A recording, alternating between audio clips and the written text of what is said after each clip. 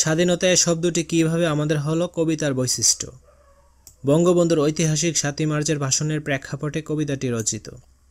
এই কয়েকটি স্তবকে বিভক্ত একটি গদ্য কবিতা। কবিতায় চরণের শেষে মিল পাওয়া যায় না।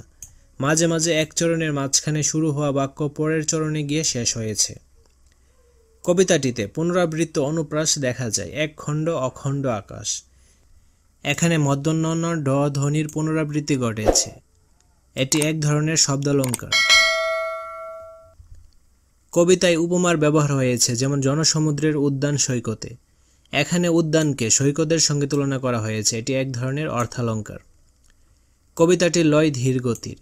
কবিতাটি গদ্য ছন্দে লেখা। আবৃত্তি করার সময় এর মধ্যে এক ধরনের সুর ও তাল টের পাওয়া যায়। চরণগুলোর পূর্ববিন্যাস এরকম। একটি কবিতা লেখা হবে, তার জন্য অপেক্ষার উত্তেজনা নিয়ে লক্ষ লক্ষ উন্মুক্ত অধীর বেকুল বিদ্রোহী শ্রোতা বসে আছে। ভোর থেকে জনসমুদ্রের উদ্যান সৈকতে কখন আসবে কবি। কবিতা পড়ি ৭। বনের ধারে বরফ পড়া সাজে। লিখেছেন রবার্ট ফ্রস্ট। অনুবাদ করেছেন আবুল হোসেন।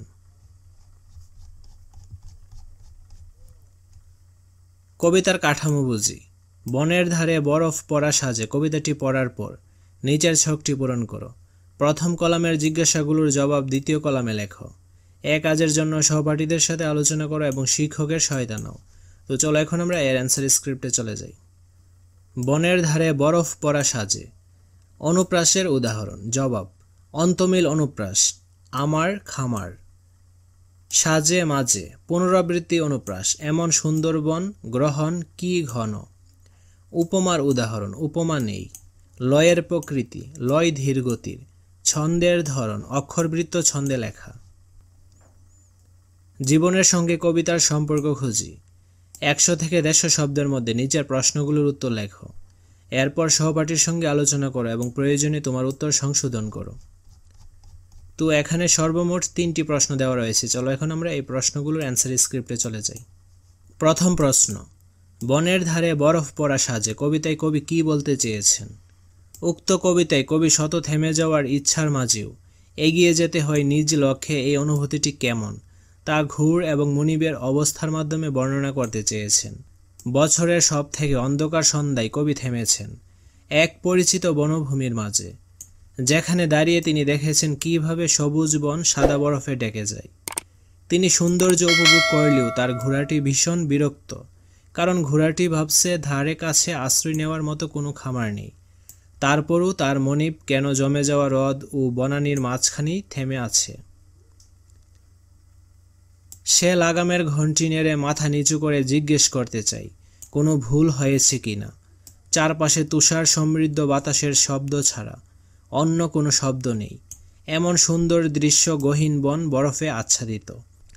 তবু কবি দাঁড়িয়ে দাঁড়িয়ে এই দৃশ্য উপভোগ করার সুযোগ নেই, কেননা তাতে যেতে হবে অনেক দূর। ক্লান্ত হয়ে পড়ার আগেই, ঘুমিয়ে পড়ার আগেই তাকে অনেক অনেক রাস্তা অতিক্রম করতে হবে। ২ নম্বর প্রশ্ন: ঘুমের আগেই যেতে হবে বহুদূর, কথাটির তাৎপর্য আলোচনা করো।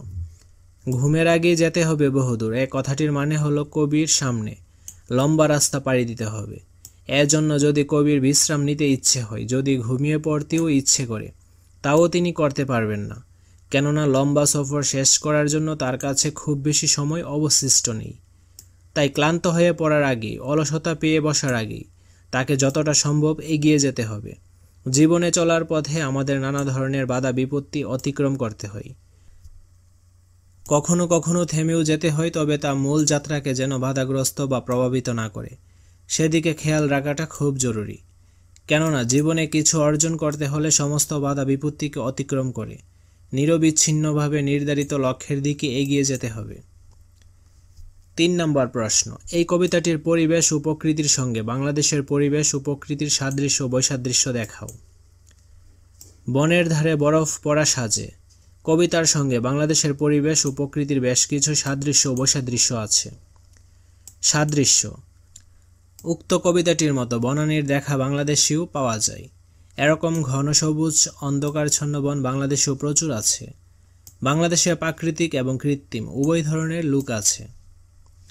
বৈসাদৃশ্য: বাংলাদেশে ঘোড়া দেখা গেলেও তা যাতায়াতের একমাত্র মাধ্যম নয়। বাংলাদেশে কবিতাটির বর্ণনার মতো বরফ পড়ে না, সবুজ বন তুষারে আচ্ছাদিত হয়ে যায় না। বাংলাদেশে পড়ে বৃষ্টি। বাংলাদেশের আবহাওয়া নাতিশীতোষ্ণ। বাংলাদেশে প্রচণ্ড শীত পড়ে না। বাংলাদেশের রথ এখানে অন্তস্থ অটা কাটা হবে। বাংলাদেশের রথ ঠান্ডায় জমে বরফে পরিণত হয় না, বরং শীতকালে হ্রদের পানি বৃষ্টির অভাবে অনেকটাই শুকিয়ে যায়।